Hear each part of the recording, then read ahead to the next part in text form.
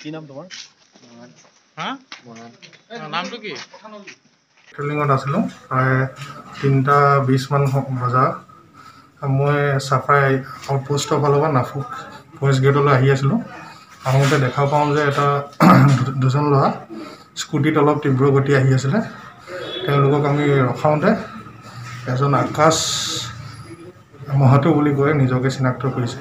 তেওঁৰ পৰা আমি 18 গ্ৰাম ব্ৰাউন চুগাৰ পাইছোঁ আৰু তেওঁৰ লগত এজন কিশোৰ ল'ৰা আছিলে। বাকী এতিয়া মই ক'ৰ আছিলে তেওঁলোক? মৰাণ, ডিব্ৰুগড় মৰাণ। ক'ৰ পৰা আনিছিলে ড্ৰাগছটো? তেওঁলোকে কোৱা মতে নামতলাৰ পৰা আনিছে। কাৰ পৰা আনিছিলে গম পোৱা নাই এতিয়া, বাকীখিনি চলি আছে। পঢ়ি থকা ষ্টুডেণ্ট নেকি? এজন ষ্টুডেণ্ট আছে আৰু ইজন কাপোৰ দোকানত কাম কৰে। কোন ঠাই পঢ়া মৰাণতে পঢ়ি আছে আৰু এজন কাপোৰ দোকানত কাম কৰে, আকাশ মহাতো। কিমান পাইছে? ড্ৰাগছ কিমান পালে এতিয়া? প্ৰায় 18 গ্ৰাম মান পাইছোঁ।